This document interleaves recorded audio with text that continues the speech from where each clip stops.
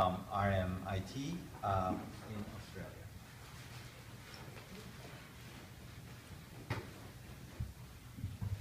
I'm going to be cocky and say this is now the answer to guideline 1 to 9.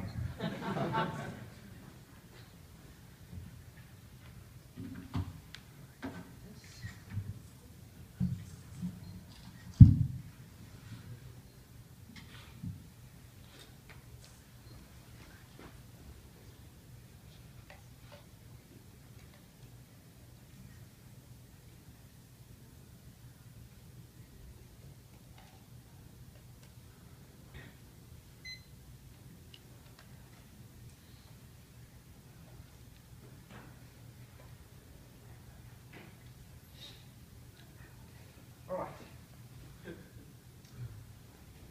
So, let's do this. Everyone see this? All right. This is a quadcopter. All right? And as you can see, it's quite difficult to fly. It's quite exciting piece of technology. Try it. And you probably also see that one of the things is risks, and you see that you're probably excited about infection, infection. One thing, so the fantasy came out here.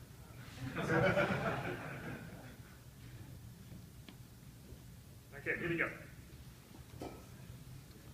Let's try again, because it's especially hard to fly if you try to talk at the same time. So, this is a quadcopter. Once again, as you can see, it's quite fascinating technology. You also see that's right in your face, right? You're probably one of the people, one of two kind of people.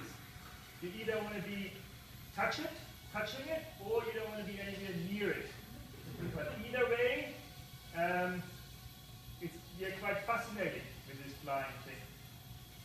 And let's do a nice little stop here. And right? Thank you. So, when I show you this is because I want to highlight that we've been fascinated with anything flying, not just since Icarus. That's why we invented planes. But most recently there has been a rise of drones. And initially they were super expensive, they were used by the military, and then they were cheaper, and then they were used by surveillance, probably equally bad. But what we have most recently is that they become even cheaper. And that allowed new target groups to utilize them to support their values. And in particular, photographers have really jumped onto that and attached cameras to them to take amazing aerial footage. Including me, this is just me on the last weekend, playing around with that. I can now take this footage that would have been previously not been accessible to me. And what you see, one thing that you see with this one here, is they are still controlled manually, right? There's a person like me standing there controlling. But what we see more and more is that they are now autonomously controlled. They have GPS sensors, other sensors on them that allow them to execute their mission by themselves. And we see an opportunity there.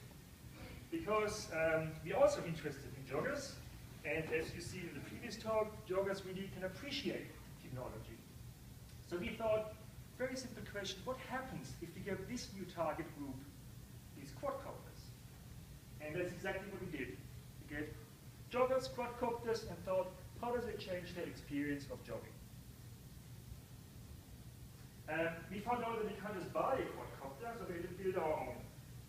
We tried different sizes, we tried different propeller configurations, easier point down, and we tried different protective covers, as you see earlier, very important. But we also learned that, so we built a whole bunch of them, because we learned that all of them fly, right? You build something, you want to start it up, and it doesn't fly. And also, very different to our past hard and software experiences, is that if you make a mistake, so you build this for hours and hours, you go outside, and you start it off, and then there's a bug, it crashes, and it's broken, and $1,000 lost. So we had to learn that the hard way, but we did manage to get one together that we're really happy with. That's our final design. Our own quadcopter design, and we thought, okay, let's give that a joggers and see what happens. One thing I should point out is that even though the quadcopter is like technically quite sophisticated, the interaction with the jogger was actually very non-sophisticated. i.e. there was hardly any. So what we did was we did the quadcopter to go around the fixed routes of GPS wavelengths.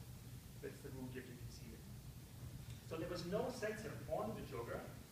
There was no thing on the quadcopter sensing the jogger. Quadcopter was just going around a fixed route. That's all the quadcopter did. Keep that in mind when you see what the participant actually said. This was our setup. We went to a park where people often jog. We did have a controller, just in case you need to manually take control for safety reasons, which you never had to, which is good. We logged the data, and we did tell participants that they should tell us at which speed we should set the quadcopter to go at. And then we set that beforehand, and that's the speed the quadcopter went around the loop. And it kept going until the joggers retired. So very, very simple setup. And we asked 13 casual joggers, like your amateur runners, and they really didn't run as often. They were about 7 jogs per month, average age was 33 years, and they would jog for about 26 minutes. Again, very simple. We also asked them to wear a GoPro on their forehead. And that's the footage of them jogging with the quadcopter. That's why it's so jogging, because they're jogging. Right?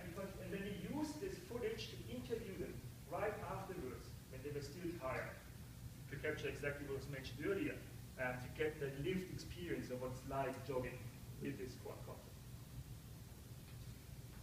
Okay, 5 findings. Finding number 1. I showed you this picture because I want to highlight that most of the time the jogger was really far away from us and pretty much on his or her own. This is the jogger there. This is the quadcopter. However, because it was a public park, there were other people, such as the cyclists over there. And people really appreciated the cyclists, appreciated being a park, because they said, you know, I'd rather do that than running in a gym, because the environment distracts me from the discomfort of exercise. And they applauded the quadcopter was also distracting them from the discomfort of exercise. And they saw it as a form of entertainment. So our first finding here says the participants saw the quadcopter as entertainment, distracting entertainment, but the distraction was welcomed. We know that this is not like amazing findings, because we all know that we use MP3 players to entertain us during jogs. So that's an okay finding, but see now what happens after that. Here's a jogger that used the quadcopter to go at a very fixed pace. You see he runs at a very constant pace because he used the quadcopter as a pacing tool. Right? And that was very easy for him because the quadcopter occupied the same physical space as he did. And he compared it to his past experience where he used like sports watches and mobile phones that he used as pace keepers. But they were often, you know, they were either telling him things such as, you know, go faster, voice out. Then you go like, you know, what does it mean, go faster? How much faster? Or other system, his sports watch told him, you know, go 0.5 kilometers an hour faster. Again, what does that mean? How do I know I'm not going 0.4 or 0.6 faster? He had occupied the same space, and therefore it was very easy to utilize that as a training tool, which is exactly the guideline number 8. So our finding 2 here refers to the quadcopter not just as a training tool, but rather, not just as an entertainment tool, but as a training tool. Number 2. This is now a very short video, so pay careful attention to the beginning, what happens here. So this is at the beginning of the jog. The quadcopter rises, and then it does this little wink, and then it starts off. Right? And that little wink you've seen previously with the quadcopter here, there's always some draft going on. There's always some sensor inaccuracy. The quadcopter is pretty much never really stable. And we initially thought we have to like fix that from an engineering perspective. You know, kind of, fix it.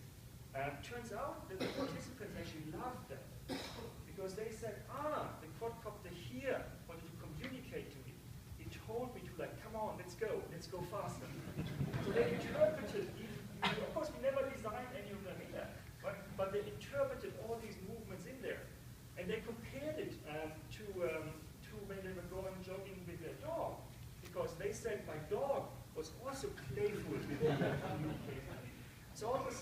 entertainment device that became a training tool is now a dog for them. I'm rather fascinated. But there was more. So this here is a picture at the beginning of the video where she was actually just yelling at the quadcopter because it was going fast for her. And then what happened here now, she was kind of speeding up, and then the quadcopter was doing its curve along its predefined path, and she used that to cut that corner. Right? And then she found a good distance again to the quadcopter. And they always said you had to find a good distance. Kind of try to understand what's a good distance. But they wanted to be not too far, but they also didn't want to be too close, because obviously we don't like being underneath things that are flying. Right? So they try to find a good distance. And we know that from CHI'15, right? CHI'15 research, that people don't want to be too close to other people because it's kind of weird, but you also don't want to be too far away from another person because it also sends a message. Right? So we know as humans what's a good distance to other humans. And they immediately apply that to a quadcopter. So here our finding is that the quadcopter was seen as a partner, human partner, not just as a dog, but a human jogging partner. But there's even more. Our last finding is concerned with the battery life. Right? Everybody asks about battery life, and we know it doesn't last very long, it lasts for about 14 minutes, and we have this really like Formula One pit stop kind of process where it lands, and then super quick ripping the battery out, putting new battery in, off quadcopter back again. And we thought, again, with an engineering perspective, we need to optimize that, allow people to allow the quadcopter to carry heavier batteries so they can go for longer. Turns out that participants really appreciated the fact that the quadcopter was running out of battery, because they said, it's getting tired. And I'm also getting tired. And that's good. Because I was getting tired and was about to stop. Then I thought, and they said, I can sense when the quadcopter was getting tired too. I can sense when the quadcopter was getting tired. And therefore I pushed myself to keep going until the quadcopter was tired. So the quadcopter running out of battery made them, or at least made them perceive that they were able to go a bit further because of that. So our finding here is that the quadcopter was also a partner, an exerting partner. The quadcopter was exerting, and so was the jogger.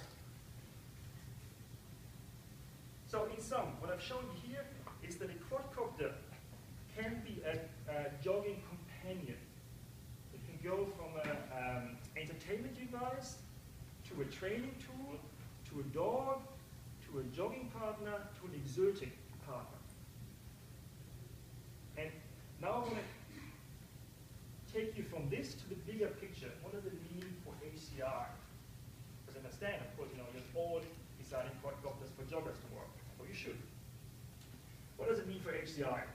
Well, because we know that we can design interactive systems, robots, to be companions, right? That finding is also not new. We know that since Paro, the robotic seal that was developed to be a companion for the elderly against their loneliness. So we know that. But we believe there was more, and that's because remember, like, our quadcopter was not designed to be like a seal, or a dog, or even a jogging human. It's a quadcopter, quite obviously not a human. And it was going this fixed path with very limited interactivity in terms of like sensing going on. What we believe here was going, the exciting thing here that we believe was going on, because both the quadcopter and the human was exerting. And we know this from research with dogs. When we interact with dogs, our oxytocin levels rise. And that oxytocin levels facilitate a closer bond with the dog. And most recently, there was just a paper coming out, they found out that the dogs also release oxytocins. And that facilitates a closer bond with its master. And we know from sports science that if you exercise with other people, your pain threshold actually changes. So you can exercise for longer and harder just because there's another person also exercising. So the take-home message here is then that highly embodied actions, such as jogging, can benefit from highly embodied systems, such as quadcopters, because they're both exerting. So in other words, what I'm trying to say here is that if we now design for sweat, which this whole session is about, should we now think about how we design the sweat of the interactive system? And that's my question with which I leave you. My name is Floyd again from the Exhibition Games Lab. That was Jogging.